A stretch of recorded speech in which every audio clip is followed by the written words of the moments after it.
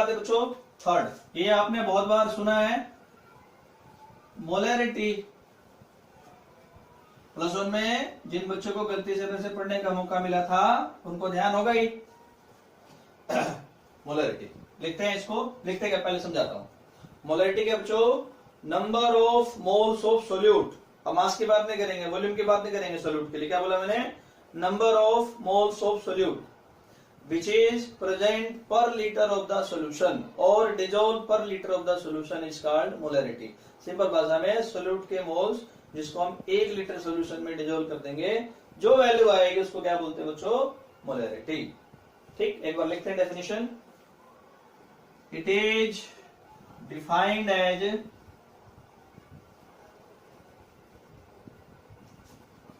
Number of moles of solute which is present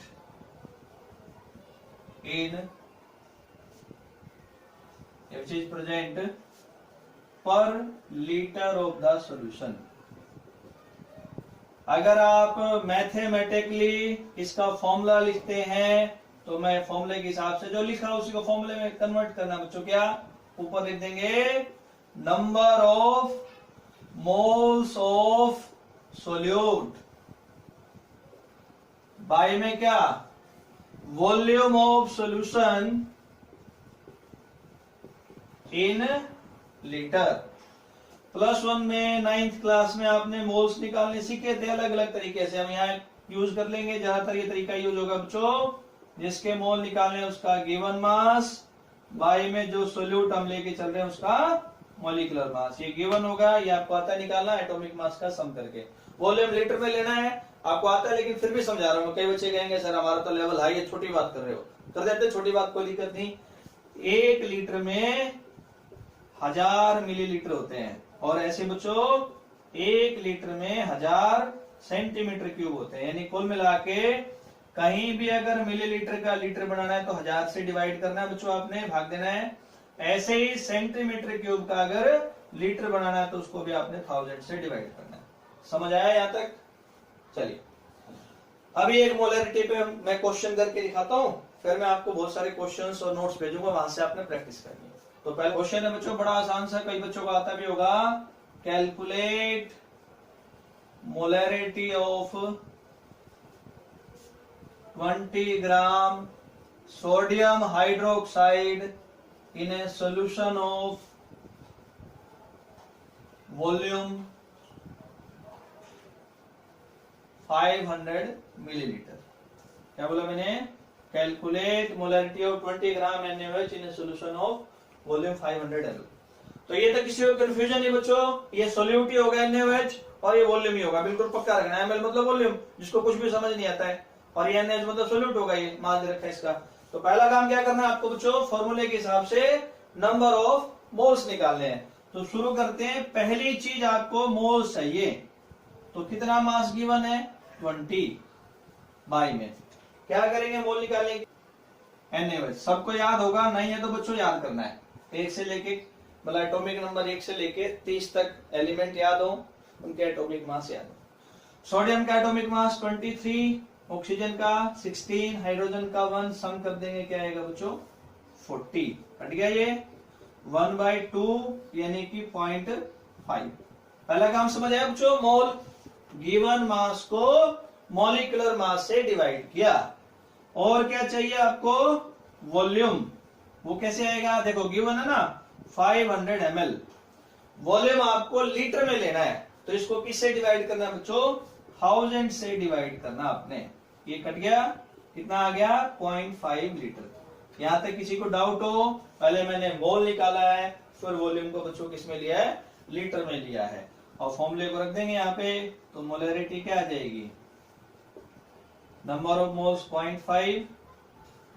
और देखो यहाँ पे क्या आ गया बच्चों, वॉल्यूम भी 0.5, तो क्या आ गया ये, अगर यूनिट लिखेंगे 1 मोल पर लीटर।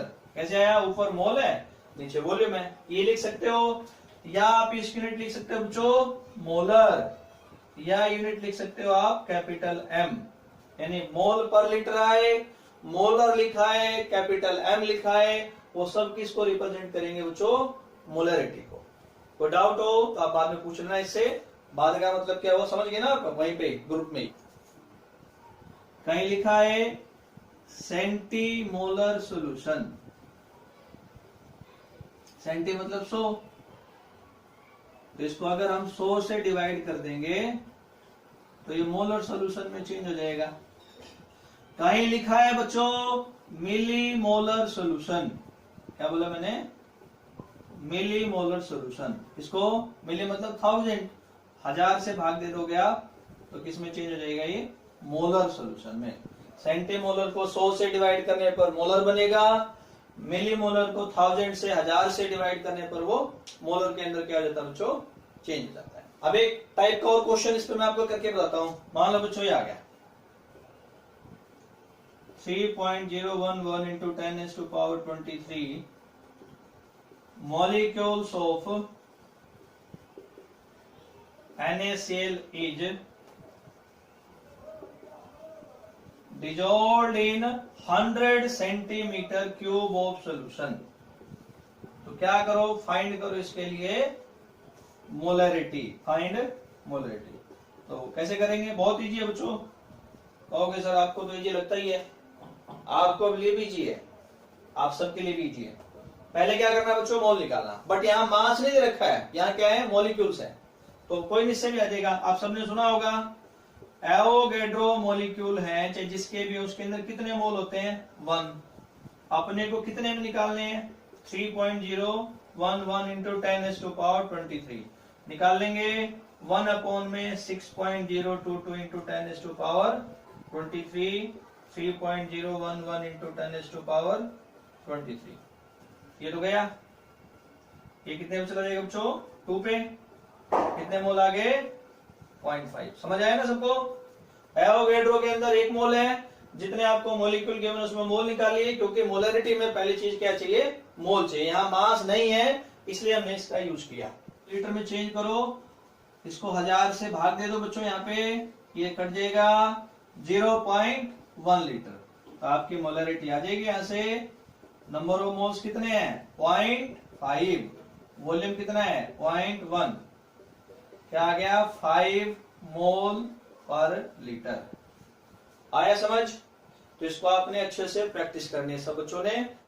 हाँ तो बच्चों, जो कल हमने कॉन्सेप्ट पढ़ा था मोलरिटी में न्यूमेरिकल का, जिसके अंदर डेंसिटी और परसेंटेज ये सारी चीजें गिवन हो, तो मोलरिटी कैसे निकालेंगे, एक न्यूमेरिकल मैंने कल कराया था, उसका एक और एग्जांपल हम देखते और समझते हैं। जैसे क्वेश्चन है पहले, calculate the molarity of 20% HCl by mass in a solution of density 1.20 ग्राम पर ml। तो क्या क्या गिवन है बच्चों? परसेंटेज बाय मास और इधर डेंसिटी। तो मैंने इसका शॉर्टकट बताया था सीधा, उसको आपने अप्लाई करना है। क्या है शॉर्टकट? लगा देंगे मोलरिटी, कल फॉर्मूला बताया था मैंने, 10 इंटू परसेंटेज जो कि कितना है? 20, इंटू में डेंसिटी जो कि कितनी है? 1.20। दोबारा रिपीट कर रहा हूं, परसेंटेज और डेंसिटी गिवन हो तो फॉर्मूला लगेगा 10 into percentage into density, by में सोल्यूट का मॉलिक्यूलर मास, ये रहा सोल्यूट, 1 + 35.5 क्या देगा? 36.5। कर लेंगे इसको, ठीक। चलिए अभी आगे बढ़ते हैं अगले टर्म की तरफ। मोलरिटी, इसको डिनोट करते हैं बच्चों स्मॉल m से। सुना होगा पहले आपने, number of moles of solute dissolve per KG of the solvent is called molarity. Molarity और इसमें क्या डिफरेंस है? मोलरिटी में number of moles dissolve per litre of solution आता है, यहाँ सोल्यूशन के वॉल्यूम की जगह सॉल्वेंट का मास लेना आपने किसमें बच्चों, केजी के अंदर। तो लिखते हैं definition, it is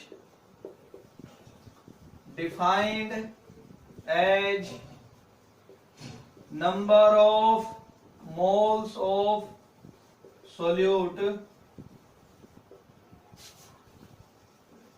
dissolved per kg of solvent। ठीक, फॉर्मूला लिखेंगे। मैथमेटिकली इसका फॉर्मूला बनेगा बच्चों, molality equal to number of moles of solute.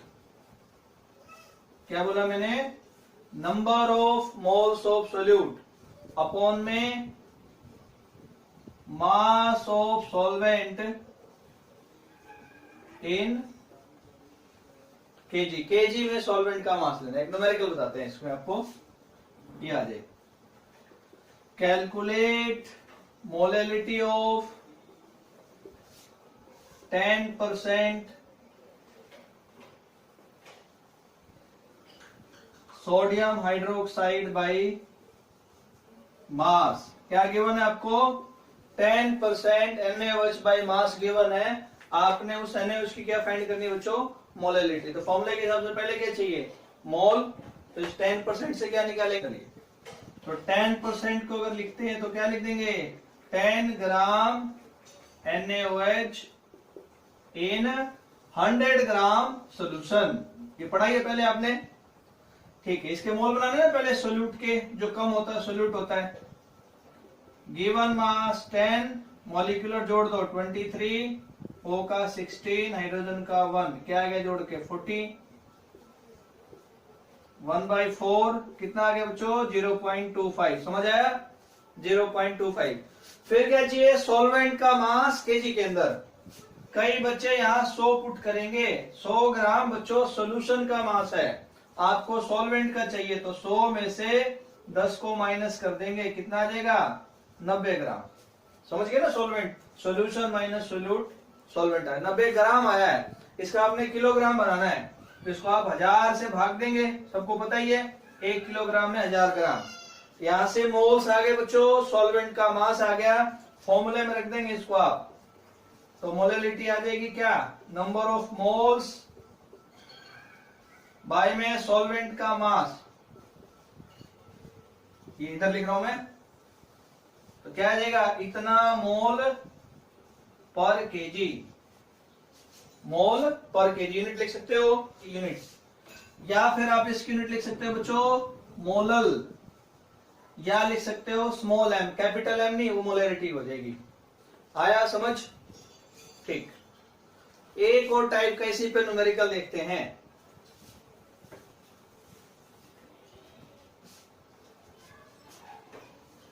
ये आ जाए, कैलकुलेट मोलैलिटी ऑफ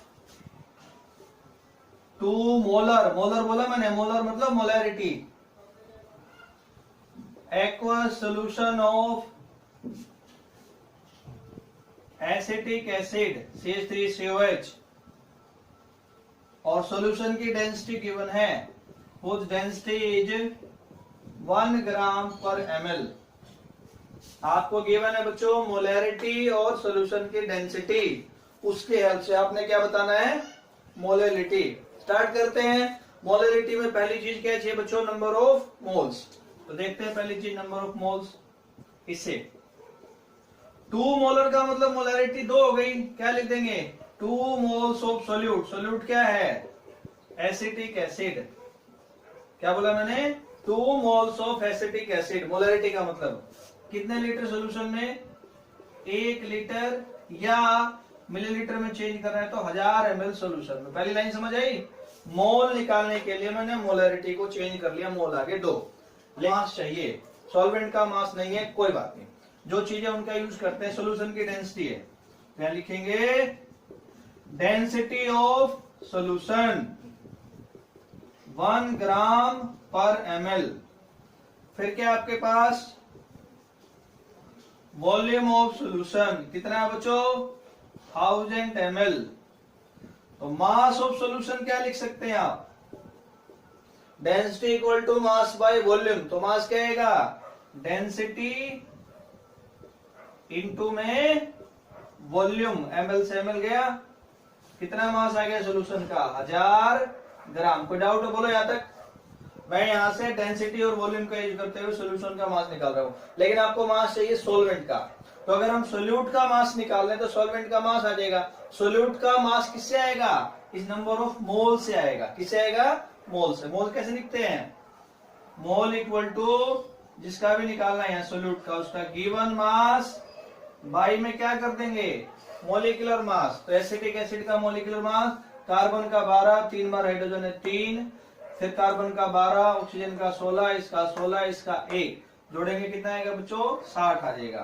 तो क्या आएगा यहाँ से, गिवन मास सोल्यूट का मल्टीप्लाई करोगे 120 आ जाएगा। कोई डाउट हो, ये मैंने सोल्यूट का मास निकाला बच्चों, क्योंकि आपको यहाँ से सॉल्वेंट का मास फाइंड करना है न्यूमेरिकल के लिए। तो करते हैं यहाँ से फाइंड मास ऑफ सॉल्वेंट, क्या आ जाएगा, ध्यान देना। सॉल्यूशन का मास है बच्चों 1000 ग्राम। देखो ये रहा, आपके पास सोल्यूट का मास आया 120, आ रहा समझ। तो कितना आ जाएगा, 880 ग्राम। ठीक लिख दिया होगा। आया सॉल्वेंट का मास, वो किस में चाहिए आपको, ग्राम में आया ना, किलोग्राम में लाने के लिए इसको 1000 से डिवाइड कर दो। तो आपके पास मोल आ गए, सॉल्वेंट का मास केजी में आ गया। तो यहां से बच्चों आप फाइंड कर देंगे सॉल्यूशन की मोलैलिटी। नंबर ऑफ मोल्स है 2, सॉल्वेंट का मास है 880 डिवाइडेड बाय 1000, ऊपर चला जाएगा ये मोल पर केजी। यहां तक कोई डाउट, तो डाउट आप ग्रुप में पूछ लेना। ठीक है, आगे बढ़े। तो ये हो गया बच्चों यहाँ पे कंप्लीट आपका molality.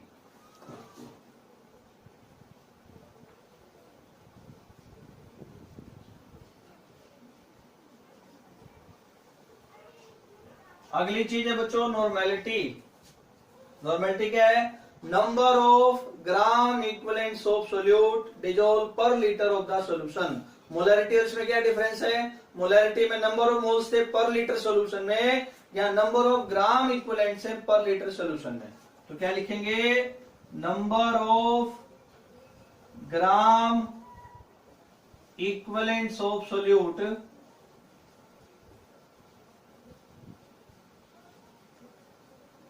Dissolve per litre of the solution. क्या लिख दिया, volume of solution in litre. अब आप कहेंगे सर ये ग्राम इक्विवेलेंट क्या है, या इसको हम कैसे फाइंड कर सकते हो, मैं आपको फाइंड करना बताता हूं। तो ग्राम इक्विवेलेंट कैसे निकालेंगे, जो भी सोल्यूट है बच्चों उसका क्या रखना ऊपर, गिवन मास, उसको आपने किससे डिवाइड करना है, सोल्यूट के इक्विवेलेंट मास से। क्या बोला मैंने, गिवन मास को किससे डिवाइड करना है, इक्विवेलेंट मास से। गिवन मास न्यूमेरिकल में गिवन होता है, इक्विवेलेंट मास क्या है, या हम इसको कैसे फाइंड करेंगे उसका तरीका देखें आप।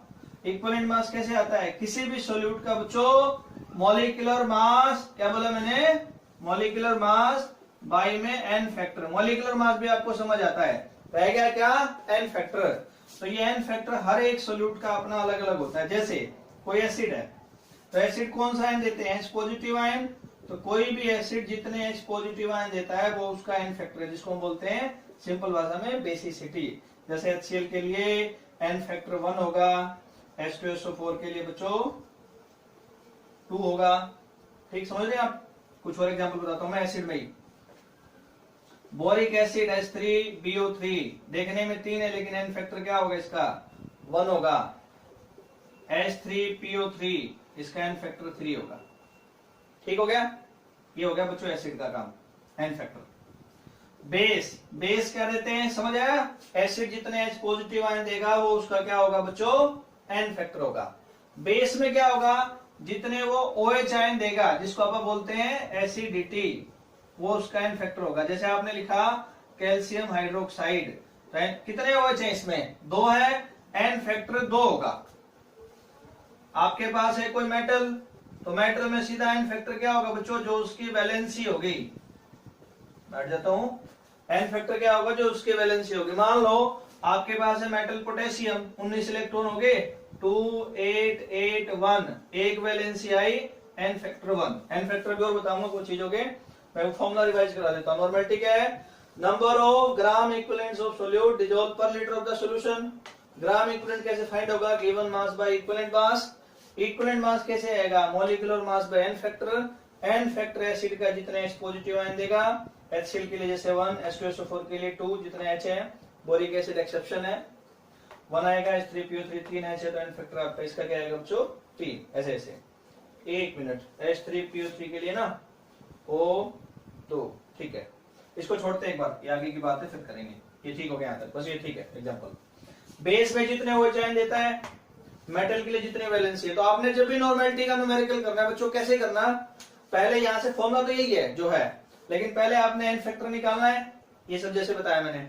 उसको पुट करके क्या निकालना है? इक्विवेलेंट मास n फैक्टर को रख के, देखो यहां, फिर इक्विवेलेंट मास को पुट करके ग्राम इक्विवेलेंट को पुट करके नॉर्मेलिटी, यानी न्यूमेरिकल यहाँ n फैक्टर नीचे से स्टार्ट होकर ऊपर चलेगा। कुछ n फैक्टर हमने नॉर्मेलिटी का फॉर्मूला देखा था, उसी का बच्चों न्यूमेरिकल देखते हैं कि नॉर्मेलिटी का न्यूमेरिकल हम कैसे कर सकते हैं। पहला क्वेश्चन,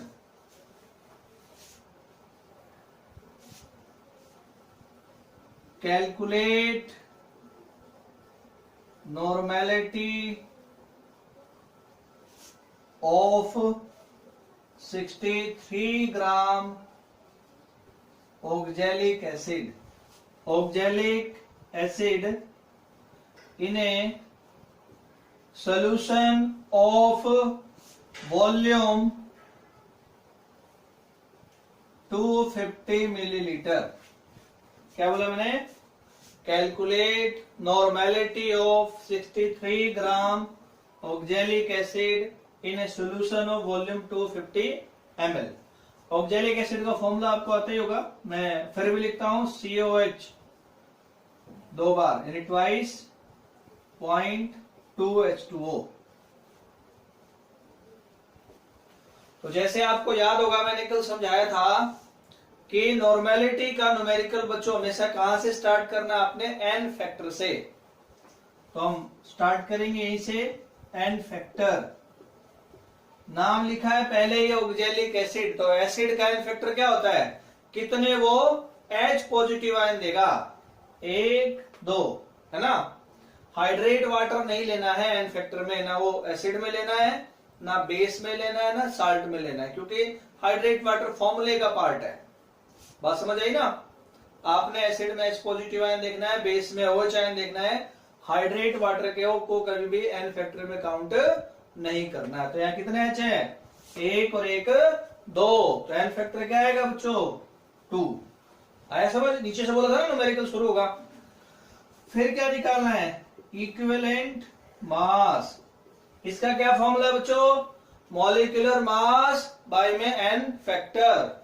मॉलिक्यूलर मास सॉल्यूट का निकालना है, ध्यान से सबके एटॉमिक मास का सम करना।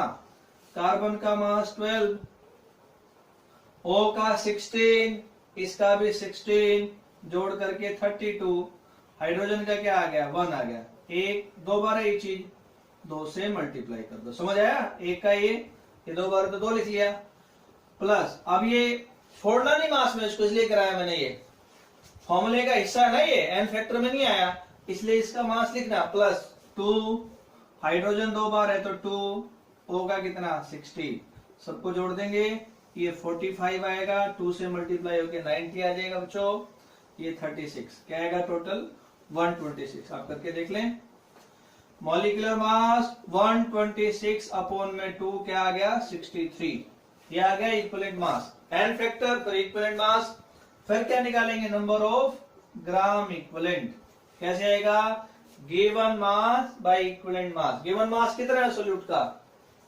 63, इक्विवेलेंट मास में 63, सही तुक्का लग गया, 1 आ गया। ग्राम इक्विवेलेंट आने के बाद सीधा क्या रख देंगे बच्चों? नॉर्मेलिटी का फॉर्मूला। कैसे आ जाएगा नॉर्मेलिटी?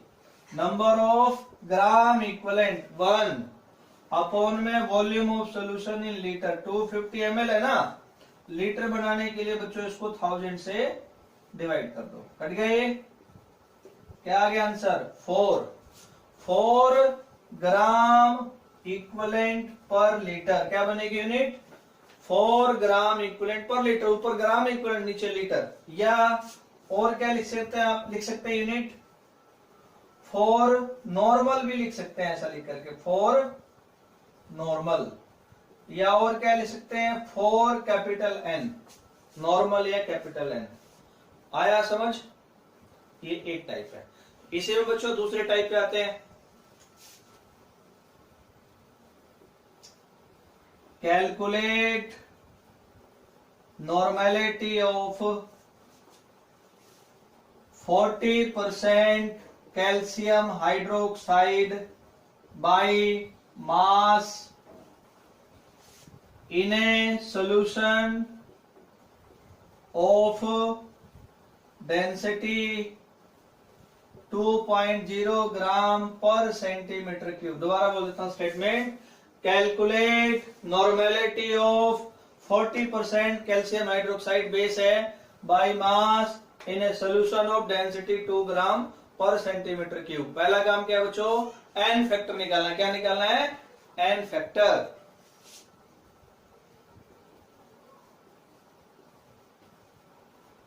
क्या है बच्चों? ये बेस है ना, ये देखो यहाँ बेस है। तो बेस जितने ओवल चाइन देगा वो उसका एन फैक्टर होगा। कितने ओवल चाइन देगा? ये 2 देगा ना, एन फैक्टर 2 आ गया। फिर आप क्या निकालेंगे? इसका इक्विवेलेंट मास। कैसे आएगा? पुरानी बात, molecular mass by N factor. Calcium hydroxide का मॉलिक्यूलर मास ध्यान देना है, कैसे आएगा? कैल्शियम का मास 40 प्लस ये 2 बार होगा 2 करना, O का मास 16, हाइड्रोजन का 1, सम करो सबका 17 सॉरी 2 आ गया 34, इसमें जुड़ा कितना आ गया बच्चों? 74। ऐसा समझ? डबल कर दिया, रख दो 74 अपॉन में 2 क्या बन जाएगा यहां से 37। फिर निकालो ग्राम इक्विवेलेंट। गिवन मास कितना है बच्चों? 40%। समझ आ गया होगा अब तो? 40 ग्राम बाय 37। फिर क्या लगा दो सीधा? Normality, number of gram equivalent 40 by 37 by में वॉल्यूम। वॉल्यूम नहीं है, कोई बात नहीं, परसेंटेज डेंसिटी का यूज करके वॉल्यूम निकालते हैं। देखते हैं बच्चों, 40% का मतलब ये है ना 40 ग्राम कैल्शियम हाइड्रोक्साइड इन 100 ग्राम सोल्यूशन। क्या बोला मैंने? 40 ग्राम कैल्शियम हाइड्रोक्साइड इन 100 ग्राम सोल्यूशन। ठीक है। डेंसिटी कितनी है? Density of solution 2.0 gram per centimetre cube. तो हमने मोलरिटी में भी किया था बच्चों, density equal to mass by volume. Mass और डेंसिटी पता है, वॉल्यूम निकाल दो। तो वॉल्यूम क्या आ जाएगा? Density equal to mass by volume. तो वॉल्यूम क्या आएगा? Mass by density. मास 100 ग्राम है, density 2 gram per centimetre cube है बच्चों। ये देखो इधर, ये कटा ग्राम, क्या आ गया? ये 50 सेंटीमीटर क्यूब है। 1000 से डिवाइड कर दो इसको, 1000 से क्या आ जाएगा? ये कट गया 0, तो 0.05 लीटर। देख लो एक बार ध्यान से, 0.05 लीटर रख दो यहाँ अपॉन में 0.05। सोल्व कर देंगे, इतने ग्राम इक्विवेलेंट पर लीटर, इतना नॉर्मल, ये एन आ जाएगा। दोबारा बताता हूं, देखो बेस है एन फैक्टर 2, इक्विवेलेंट मास कैसे 40% है, सॉरी इक्विवेलेंट मास कैसे आएगा? Molecular mass by N factor, इसको जोड़ के molecular mass N factor 2, gram equivalent given mass 40% का 40 gram by equivalent mass. Normality, gram equivalent है, यहाँ डेंसिटी है और यहाँ पे मास है, तो density equal to mass by volume. Volume क्या आएगा? मास बाय डेंसिटी किया, सेंटीमीटर क्यूब में है। लीटर बनाने के लिए 1000 से डिवाइड कर दिया, वॉल्यूम आ गया। यहाँ से नॉर्मेलिटी का क्वेश्चन आ गया। समझ आया बच्चों? मोलरिटी जैसा यूज किया, बस ये कुछ नई बातें हैं। थोड़ा आगे बढ़ते हैं। नॉर्मेलिटी और जो मोलरिटी आपने पढ़ा, एक बार दोनों का रिलेशन देखते हैं। Relation between normality and molarity. क्या लिखा मैंने? Relation between normality and molarity. Normality का फॉर्मूला रखते रहेंगे, अपने आप रिलेशन आता रहेगा। तो नॉर्मेलिटी का बच्चों कल वाला फॉर्मूला याद करते हैं, ऐसा था ना कुछ, number of gram equivalents of solute dissolve per litre of the solution, volume of solution in litre. समझ आ रहा है? ग्राम इक्विवेलेंट कैसे निकालते हैं? अभी अभी बताया था, given mass of solute upon में equivalent mass of solute into में volume of solution in litre. समझ आ रहा है? इक्विवेलेंट मास को चेंज कर दिया, सॉरी ग्राम इक्विवेलेंट को चेंज किया गिवन मास बाय इक्विवेलेंट मास। अब इक्विवेलेंट मास को चेंज करेंगे, ऊपर है गिवन मास सॉल्यूट का, इक्विवेलेंट मास क्या होता है बच्चों? मॉलिक्यूलर मास अपॉन में एन फैक्टर। एन फैक्टर कहां चला जाएगा? ऊपर। ये है ही सारा volume of solution in litre. अरे समझ, गिवन मास बाय मॉलिक्यूलर मास, इसको क्या बोलते हैं हम? मोल इनटू में एन फैक्टर, अपॉन में क्या है? Volume of solution in litre. मैं दोबारा करता हूं इसको। नॉर्मेलिटी का फॉर्मूला हो गया number of gram equivalents of solute by volume of solution in litre. Gram equivalent कैसे आएगा? Given mass of solute by में इक्विवेलेंट मास। इक्विवेलेंट मास कैसे आएगा? Molecular mass by N factor. Given mass by molecular mass mole N factor, वैसे का वैसे bye में volume. अब इतनी बात देखेंगे बच्चों, मोल अपॉन में volume of solution in litre. क्या बोला मैंने? मोल अपॉन में volume of solution in litre. क्या बोला? Molarity equal to the molarity into में एन फैक्टर। क्या बोला मैंने? Normality equal to the molarity into N factor. तो आगे न्यूमेरिकल में भी यूज करेंगे या शॉर्टकट है, मोलैरिटी पता तो आप सीधा नॉर्मेलिटी निकाल सकते हैं। छोटा सा एग्जांपल है, आप कहोगे सर क्या बच्चों वाले क्वेश्चन करा रहे हो, लेकिन फिर भी करा रहा हूं ताकि आपको फॉर्मूला अप्लाई करना आ जाए।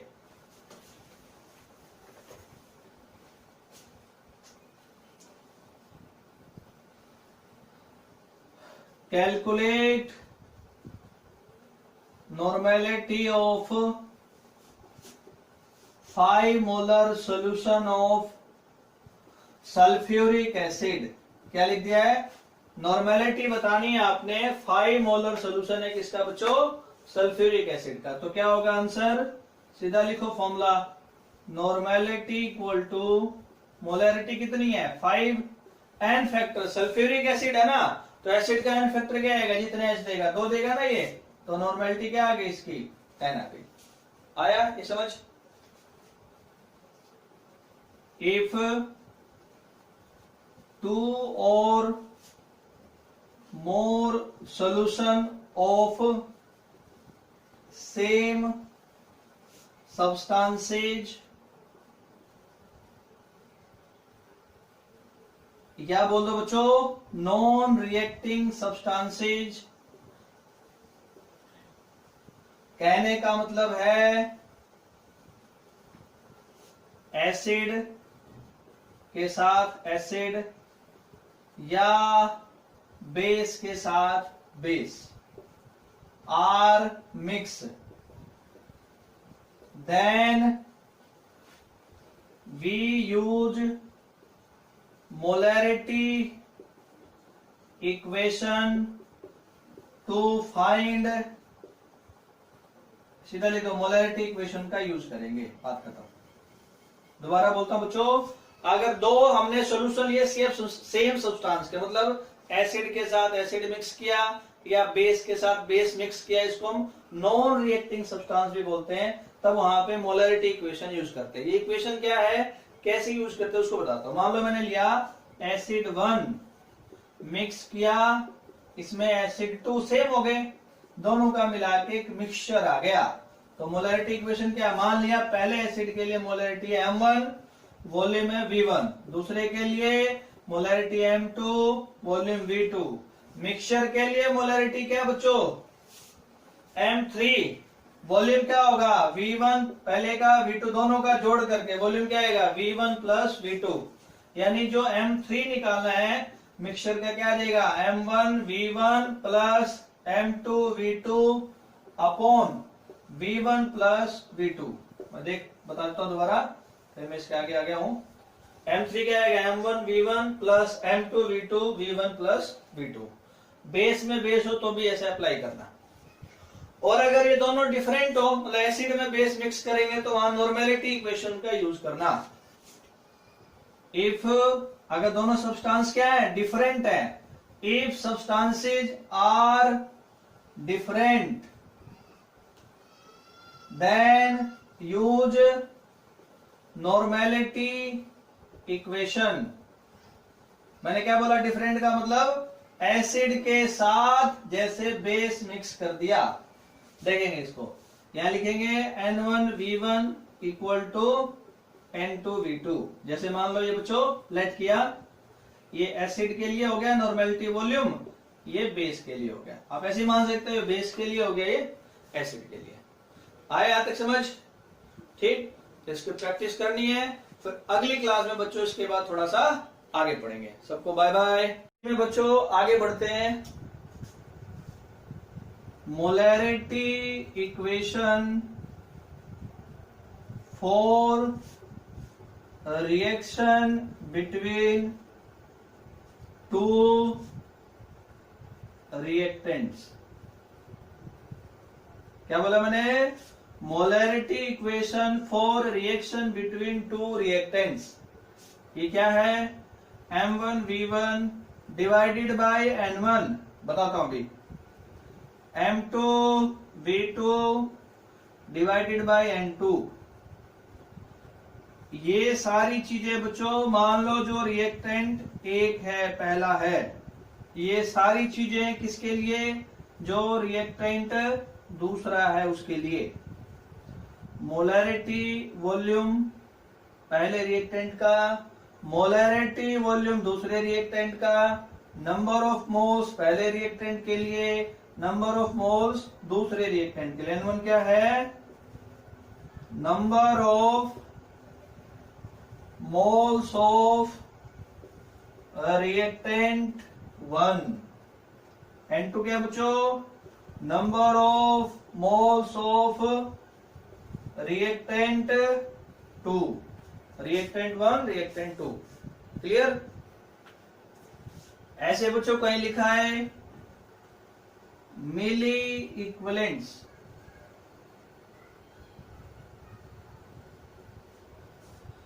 तो ग्राम इक्विवेलेंट आपने सुने ना बच्चों, ग्राम इक्विवेलेंट या इक्विवेलेंट। मिली मतलब 1000, यानी कि जो हम ग्राम इक्विवेलेंट बोलते हैं या बच्चों क्या बोलते हैं, इक्विवेलेंट्स बोलते हैं, उन्हीं का एक रिलेशन है। तो नंबर ऑफ मिली इक्विवेलेंट्स को अगर हम किससे डिवाइड कर देंगे बच्चों? 1000 से। मिली इक्विवेलेंट्स को किससे डिवाइड कर देंगे? 1000 से। तो किसके इक्वल आ जाएगा ये? इक्विवेलेंट के या ग्राम इक्विवेलेंट? किसके इक्वल आ जाएगा? इक्विवेलेंट के या ग्राम इक्विवेलेंट के। अगली कुछ छोटी छोटी बातें और इससे जुड़ी हुई बताता हूं आपको।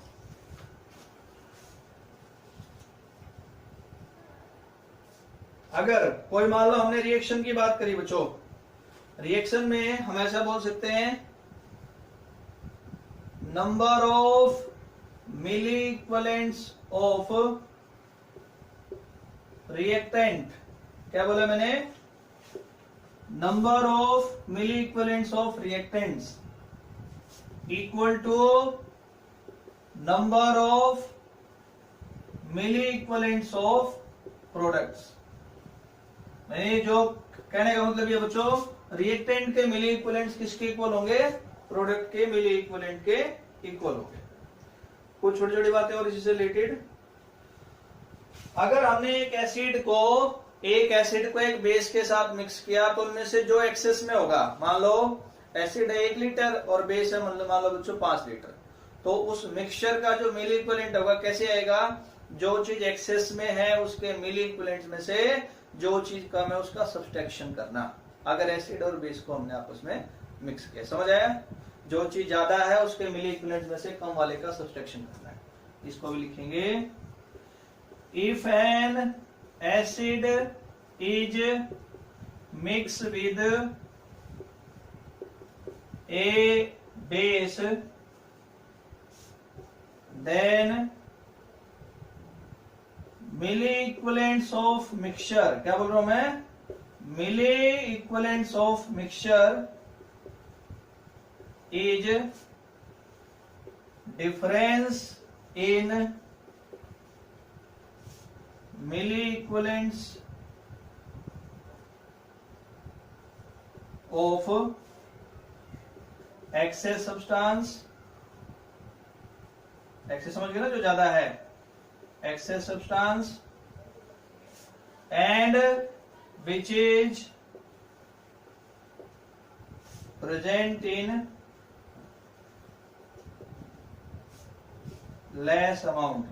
ज्यादा वाली चीज में से कम को माइनस करना, जैसे एसिड ज्यादा है तो बेस को माइनस कर दो, बेस ज्यादा है तो उसमें से एसिड को माइनस कर दो। अगली बात है बच्चों, अगर मान लो क्या है कि आपने एसिड में एसिड मिक्स किया या बेस में बेस मिक्स किया है, पहले भी आया था ना केस, तो वहां पे मिक्सचर का मिली इक्विवेलेंट कैसे निकालना, तो वहां पे कैसे आएगा बच्चों, उन दोनों के मिली इक्विवेलेंट्स के सम के बराबर आएगा।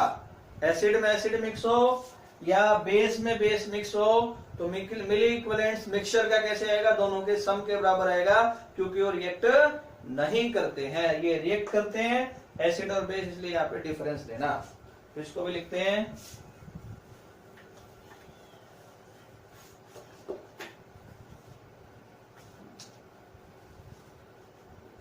if acid is mixed with acid or base is mixed with base, तो मिक्सचर बनेगा, then milli equivalents of mixture is equal to sum of milli equivalents of mixing substances। Mixing substances का मतलब समझ गए ना बच्चों, एसिड और acid या बेस और बेस। रीजन में ऐसा क्यों है, दिख रहा है ना बच्चों क्या बोला मैंने, अगर मैंने एसिड को एसिड में मिक्स किया या बेस को बेस में मिक्स किया तो वहां पे मिली इक्विवेलेंट्स मिक्सचर का किसके इक्वल होगा, उन दोनों के मिली इक्विवेलेंट्स के सम के, क्योंकि दोनों आपस में रिएक्ट नहीं करते हैं। They do not react with each other, ऐसे इसको थोड़ा ध्यान करना। अब कुछ बातें और बच्चों इन्हीं से रिलेटेड अब देखते हैं, कुछ मेथड जिनकी हेल्प से हम क्या बता सकते हैं, किसी भी सब्सटेंस का इक्विवेलेंट मास या इक्विवेलेंट वेट। क्या बोला मैंने, इक्विवेलेंट मास, वो कई दिन पहले था नॉर्मेलिटी में, number of gram equivalent dissolve per litre of solution is called normality. Gram equivalent कैसे निकालते थे, याद है,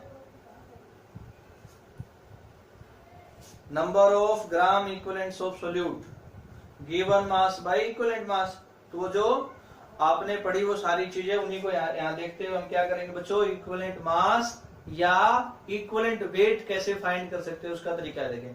कई बच्चे कहेंगे वो था ना sir molecular mass by N factor, बिल्कुल था, वो आप यूज कर सकते हो, जो जो चीजें बताई है। उनके अलावा सोल्यूशन के अलावा कहीं आ जाए तो हम कैसे बता सकते हैं, सोल्यूशन के अलावा उस molecular mass by N factor के अलावा और कौन सा मेथड हो सकता है वो पढ़ा रहा हूं मैं, ठीक है, समझे मेरी बात। Molecular mass by N factor के अलावा क्या हो सकता है वो बता रहा हूं।